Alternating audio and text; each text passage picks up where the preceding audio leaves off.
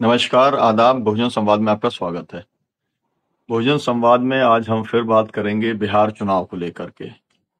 बिहार चुनाव में जो ध्रुवीकरण के एक्सपर्ट माने जाते हैं नेता गिरिराज किशोर, उन्होंने जो पहले तो वो कहते रहे हैं कि घुसपैठियों का वोट नहीं चाहिए, लेकिन अभी उन्होंने कहा है कि नमक हरामों का वोट नहीं चाहिए, जो एहसान को नहीं मानते, उपकार को नहीं मानते, मोदी जी की योजनाओं का पैसा ले लेते हैं, लेकिन जो है वोट नहीं देते।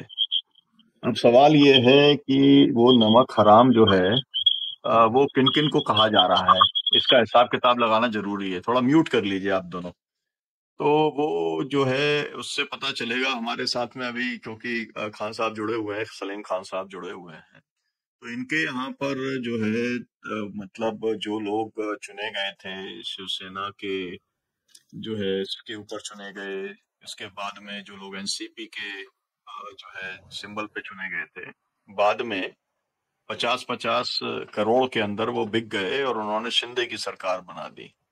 उनको कभी भी जो है वो हरामखोर कहने का काम नहीं किया गया।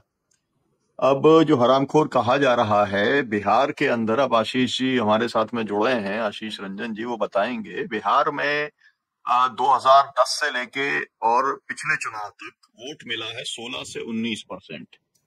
मतलब ये है कि ये जो 84% ये हरामखोर जो हैं, जो वोट नहीं देते हैं, उनको हरामखोर गिरिराज किशोर कह रहे हैं।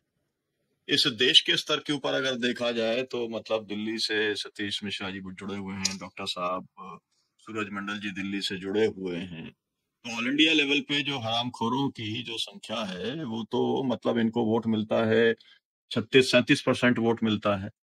तो बाकी सब जो है 63% जो है वो इनके नमक हराम हो जाते हैं, क्योंकि योजना तो पूरे देश के लिए आती है और वो वोट देते नहीं हैं।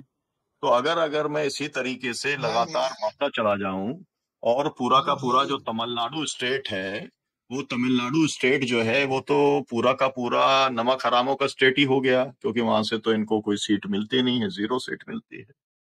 अब सवाल ये है कि ये जो पूरी ध्रुवीकरण की पॉलिटिक्स की जा रही है, गिरिराज किशोर जिसके मास्टर हैं, उसके ऊपर चुनाव आयोग क्या कर रहा है। और अगर अपने आप को अलग करने का काम कर दिया, जेडीयू ने अपनी सहमति असहमति व्यक्त की है, तो वो तो पूरा का पूरा जो चुनाव का कैंपेन है वो ध्रुवीकरण का ही कैंपेन है। वो घुसपैठियों के खिलाफ में है, नमक हरामों के खिलाफ में है, मूल तौर पर मुसलमानों के खिलाफ में है। तो आज हम इसी के ऊपर चर्चा करेंगे। सबसे पहले सलीम खान साहब जो है, ये जो नमक हराम या घुसपैठिया ये सब जो चलता है चुनाव के समय, ये अचानक इनको क्यों याद आ जाता है? और ये पोलराइजेशन अभी तो चुनाव शुरू हुआ ही नहीं है, छठ के बाद शुरू होगा।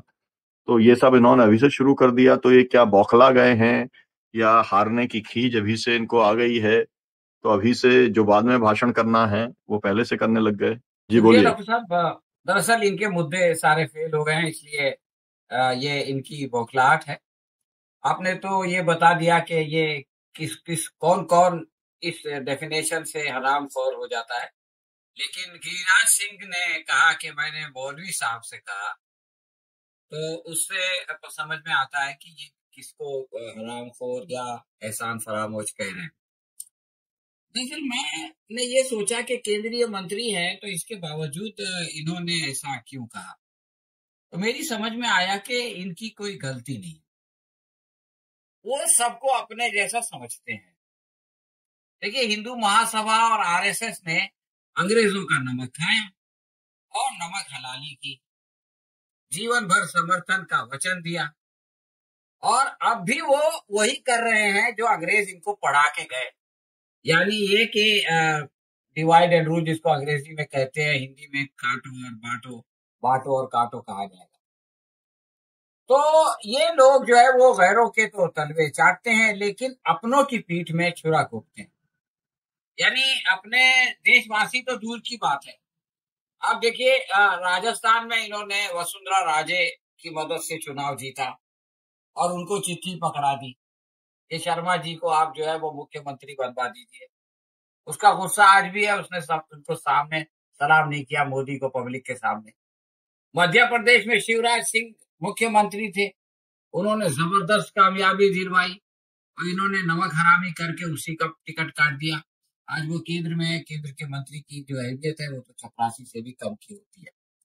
लेकिन इसी के साथ जिन लोगों को वादा करके गए थे, जिन लाडली बहनाओं को झांसे में लेके शिवराज सिंह चौहान गए थे, अब वो भी खत्म हो गया। मोहन यादव साहब कहेंगे कि भाई उनको बजट के बगैर ये कह दिया था, अब वो जाने और आपको आपकी पैसे जाने, मैं तो ये नहीं करता।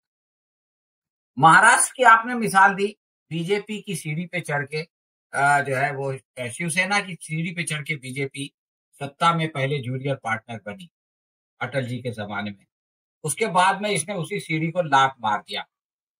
उसके बाद शिवसेना को तोड़ा, एकनाथ शिंदे को कुछ समय के लिए मुख्यमंत्री बनाया और फिर उनको भी कूड़ेदान में डाल दिया।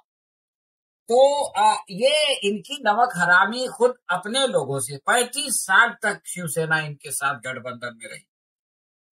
तो ये जो केंद्र इन्होंने अरवल में कहा राज सिंह ने कि भाई जो नमक हराम है और अकृतज्ञ है या एहसान फरामोश है, हमको उनके वोट की जरूरत नहीं। तो दरअसल मुसलमानों से कहा उन्होंने, जैसा कि मैंने कहा, मौलवी साहब को मैंने कहा, तो ये तो अंगूर खट्टे वाली बात है, मुसलमान वैसे भी इनको वोट नहीं देता, तो ये कह रहे हैं कि हमको इनकी जरूरत नहीं। लेकिन उन्होंने जो आगे उसकी जो जो जस्टिफिकेशन दिया वो बड़ा खतरनाक है। वो बोले कि सरकार की जो कल्याणकारी योजनाएं हैं उनको प्राप्त करने के बाद सत्ताधारी पक्ष को वोट देना नैतिक जिम्मेदारी है, और जो ऐसा नहीं करता वो एहसान फरामोश और नमक हराम है। तो ये बहुत खतरनाक बात है। बिहार में कुल 12,000 वोट का फर्क था, तो जो 12,000 कम मिले थे जेडीयू के, और आपने बताया भी कि कितना कम उसका प्रतिशत है, तो वो सारे लोगों को इन्होंने नमक हराम कह दिया। और अब जब चुनाव का वक्त आएगा तो वो इनको जो है इस गाली का जवाब गोली से, यानी मतलब अपने वोट की गोली से देंगे।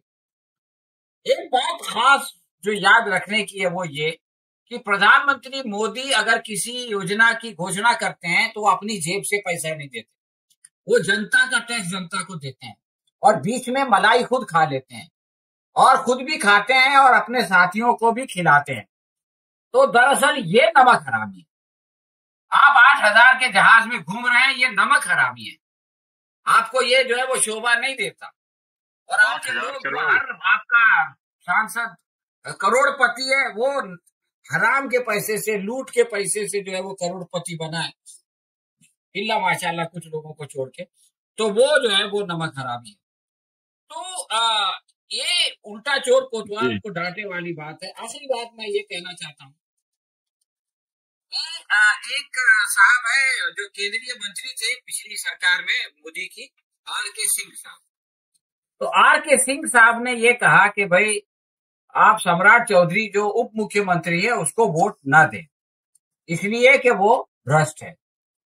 और उन्होंने ये भी कहा कि अगर कोई भ्रष्ट या कोई क्रिमिनल आपके यहाँ है, आपकी अपनी जाति का है, अपनी पार्टी का है, तो भी उसको वोट ना दिया जाए, बल्कि नोटा में जो है वो अपने वोट का उपयोग किया जाए। उन्होंने नाम लेके बताया, सम्राट चौधरी, जेडीयू के अनंत सिंह, जगदीश्वर और संदेश। इनको परेशानी ये है कि जो 45 मेंबर की चुनाव कमेटी बनाई गई और जो घोषणा पत्र के लिए बनाया गया उसमें इनको नहीं लिया गया। तो इसकी वजह से इन्होंने जो है अपनी पार्टी, अपने गठबंधन के खिलाफ नमक हरामी शुरू कर दी। और मैं आपको विश्वास दिलाता हूं कि कल को अगर गिरिराज सिंह से मंत्रालय छीन लिया जाए और इनको किनारे कर दिया जाए तो ये भी जो है वो आर के सिंह की तरह नमक हरामी करने लगेंगे। तो ये मतलब के लोग हैं, अपना फायदा देखते हैं तो नमक हलाल बन जाते हैं, अपना नुकसान देखते हैं तो नमक हराम बन जाते हैं, और जैसे खुद है वैसे सारी दुनिया को समझते हैं। शुक्रिया डॉक्टर। जी, बहुत बहुत आपका शुक्रिया।